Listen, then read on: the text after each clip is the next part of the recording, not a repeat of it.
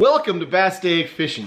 I'm excited about today's video. I am the president of the ZLF Bass Federation out here in Castaic, California. You can check us out at zlfbass.com.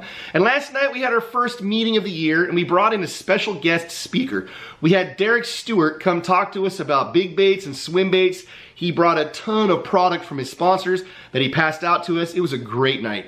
I want to share with you guys some of the highlights from last night. I broke it down into 9 or 10 small chunks of things that I think will really benefit you, not only if you fish swim baits, but just fishing in general. So come along, join us at the ZLF Bass Federation's first meeting of the year. Yeah, guys, like cutthroat or something. Yeah, right. It could have been a monster cutthroat. Yeah, I see the guys. No, you're probably right. Probably giant big trout. What are you guys going? Gonna get the big browns out there too. All right, first of all, welcome to the 2019 ZLF Bass Federation season. I put together a video for us in a minute, and as I was putting that video together, I went back and looked at videos from a long time ago. This is our 9th year fishing with the ZLF Bass Federation, which is pretty impressive. I mean, that went fast. Every year when I start, I like to start off by talking about who we are, what we're about, why we do this. So we got to go all the way back to that 9 years ago when we got started. We put this club together for 2 reasons. We want to have fun, we want to learn. Those are the 2 main focuses of putting this club together. We're way lower key than most bass clubs. We're lower key than your money tournaments. We fish 6 events a year. We have 6 meetings a year. We do a couple of big bass fishes where it's just 1 fish for all the money. And we fish the Castaic Bass Club Challenge, which doesn't count for our points, but it's the 7th tournament. So a lot less than you'd normally get with the other clubs. We also only meet 6 times a year. The goal is we want to have fun. It's not a big stressful situation. Every year we emphasize that if you are so intense that you have to win and you go home angry when you don't win, this isn't the club for you. We got the money tournaments locally. There's all kinds of things you can fish. But this group, at the end of every tournament, we drive out of that parking lot, no matter win or lose, we're in a good mood. The key to our club is we want to learn, which is why we got this great guest speaker tonight, because we're going to learn a lot tonight. And that's the focus of our club. Some of our guys have been fishing forever. Some just started out. Carl fished with Moses. We've got all age groups here. And we can learn from each other. That's the goal. When we're on a boat with your non-boater, you should be learning from each other. You should be talking to each other. It's not one of those keeping your baits secret, don't want people to know what I'm doing. At the end of the day, that non-boater, who more often than not is a newer guy, should get off your boat knowing a lot more than when they got on your boat. And the boaters, we always learn from the non-boaters. There's a guy who started 2 months ago. They're probably doing something totally insane. And they'll start catching fish, and you're like, what was that? But they've got stuff you can learn if you take the time to try to learn from them. So that's the key. We want to learn, we want to have a good time. So that's what we're closing about. All right, we are done with all of our official business. Again, if you are new to the club, make sure you get Terry your information. We got to have that. Okay, at this time, the reason we're all here, Derrek Stewart has a great presentation for us. Let's welcome Derrek.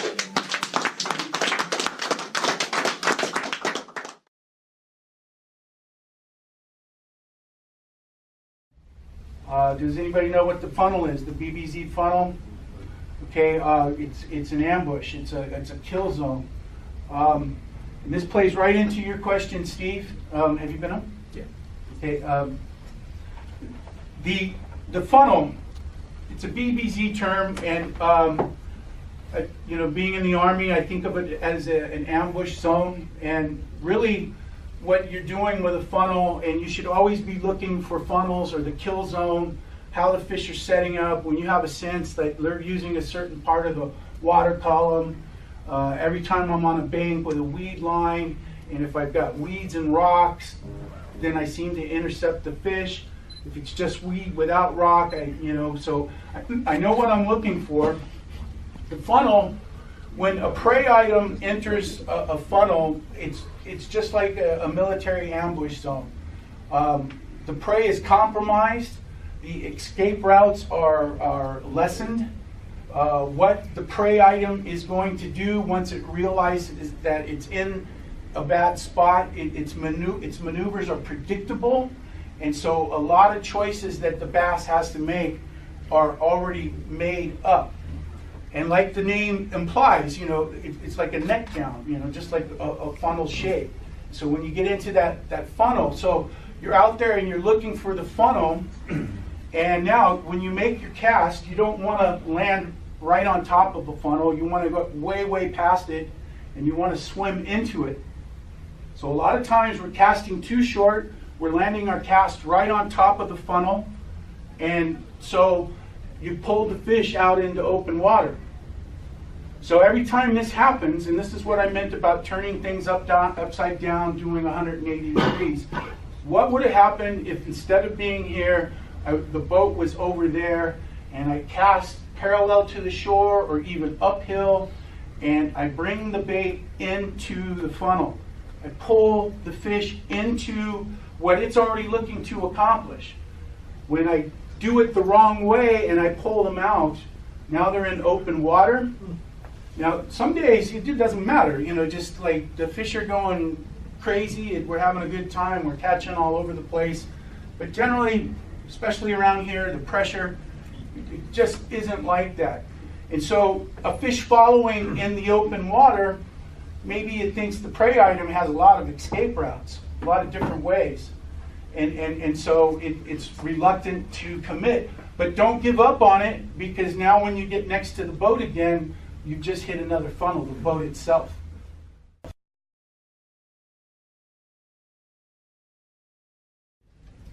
What do you base your retrieval speed on for the way your method of retrieving, whether swimming or jerking the bait? The jerk bait works sometimes, but what I am the bait, and I'm doing a little sexy dance out there, and I become the bait. And typically, I fish extremely slow with a swim bait. There are always exceptions, but slow's the way I go, and I don't swim necessarily in a straight line. And what I mean by that is, of course, the retrieve line is the retrieve line, but because of the swimming dynamics of these baits, coming in and out of the lane, and I'm just doing a little dance. And I watch fish all the time, and I watch how they move about. And so I'm thinking about all those things, and I'm just trying to put myself in the water. I am the swim bait.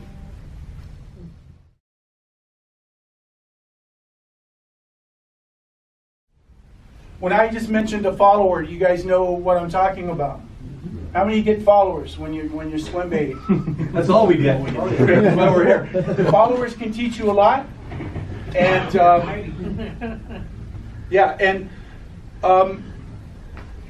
bass following swim baits is not something. There's no special thing about a swim bait. There's no special thing. Bass follow everything. We just see it with our swim baits because we're usually high in the water column and it's very, very visual. But they follow everything just like a swim bait. They follow your drop shot. They follow your jigs. They follow it all. How many of you have been fishing a drop shot? You throw out there, you're working it back, you're working it back. And now you're almost vertical. You're like straight down next to the boat. You say, okay, the cast is over. You go to reel up and you get attacked. That bass was following your drop shot, just like they follow. And this is something to consider because now that change in speed and that course change, the direction change, that might have been the trigger, where now it's not a follower, it's an attacker.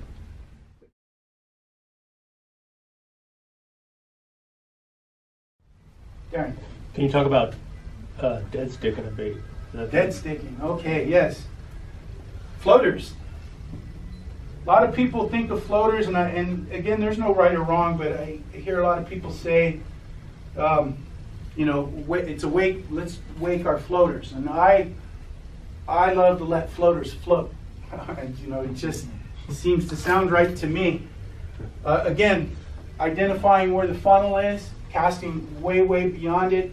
I love to put a floating swim bait way upwind, even if I have to just drop it off and let out line and position the boat and then go to where I'm going to take the retrieve from. And then I just let the wave and the wind push the bait into the kill zone. And it is it's really great because it just sits there forever. And especially back in the day when they plant trout at casitas, you go over certain points and do this tactic. and you just see these big, massive shadows just come right up underneath the bait. Just heart-stopping. And so I like to let floaters float. But So when would you determine, I mean, obviously if they're planting trout, you want to go with trout, but also that the white SPRO, that during the trout plant, that seems to pull them out as well too.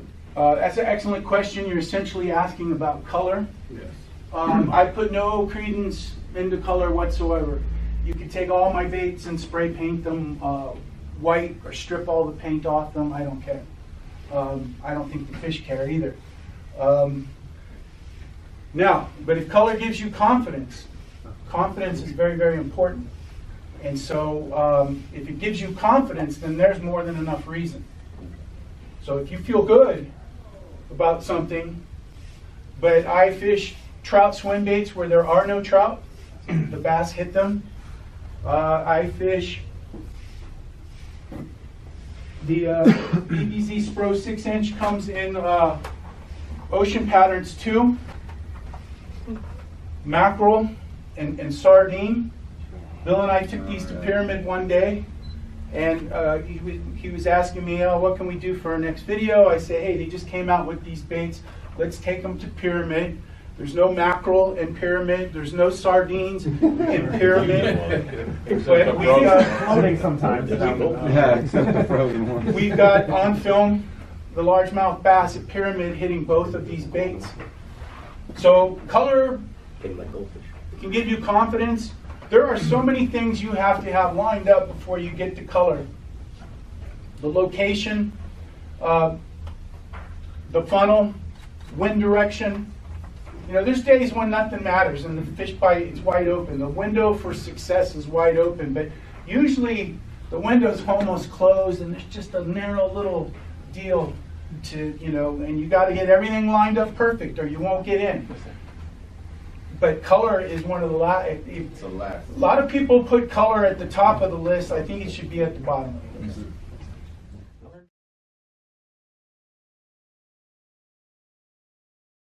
So have you ever cast out and reeling it in and also fish will explode on it but not hook up? So you reel it in, you throw another bait back in that same funnel?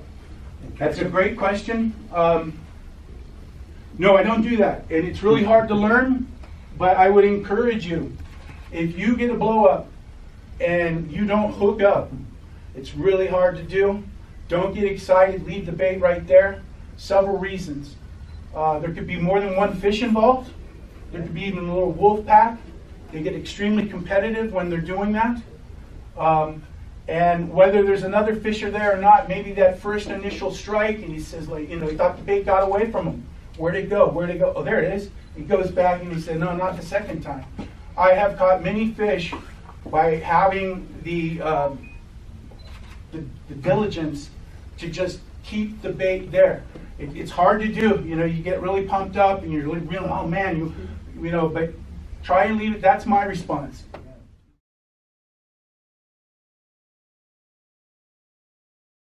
So the swim baits, all of them, I want you to just think of them as another tool. They're just another tool at your disposal. And I've swim baited enough that one of the hardest things for people learning swim baits is when to put it down, when to stop doing it. I've done it enough and I feel I can read the fish, and if I go to 2 or 3 spots and I like how everything is setting up, I'll know really, really quick whether the swim bait bite is there or not, or my swim bait bite, I should say. And so I don't want to go around the lake, you know, just for that one bite. I really find it no different. And again, they're just tools. You know, if you're fishing and you know when a topwater bite's going, you know, you see the fish busting or you're catching them on topwater and such, but sometimes it's not there. The conditions are not right. But could you take a topwater bait and go around the lake all day long and maybe get that one big bite? Yes, you could. But I want to catch fish. So like you guys are in a club, you're competing with each other, or even if you're just out fun fishing with your buddy, you want bragging rights, whatever it is. you know, if something's not working, I'm going to go through all the tools that I have available to me and try and figure out what that is. Now, that does not mean that later in the day, maybe the clouds come in, or a wind shifts, or there was no wind and now there is wind, or now the shadows are starting to creep out and get long over the water, and I come around a corner and I look at something and I go, you know what, I just love the way that sets up. I'm going to have to test it. I pick up the swim bait. You know, maybe could that scenario kind of overlap that purist who went around the lake all day long just for that one bite?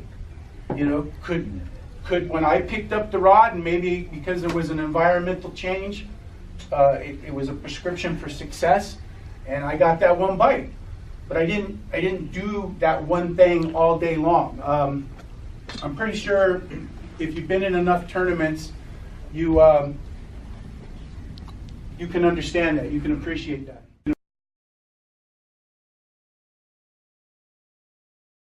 Yes, sir.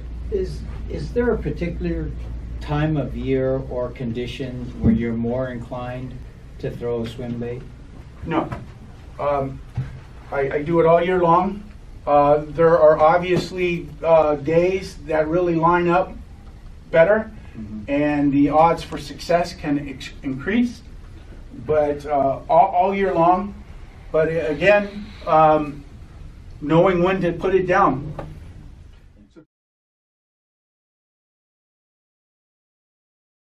Yes. What about leaders or anything like that? You don't recommend doing anything like that with swim baits? Big fish, swim bait fish, they have a way of exploiting the chinks in your armor. And so if you're weak, or you're not prepared, or there's something that's a little off, they're going to exploit it. And so it's less knots. And I don't like fishing braid on swim baits because if I made a perfect cast every time, it would not be an issue. But these big baits especially, they generate a lot of shock, and because the braid has no forgiveness, I cast off quite a bit. And I never cast off a floater, only slow sink and fast sink. Just never cast off a floater.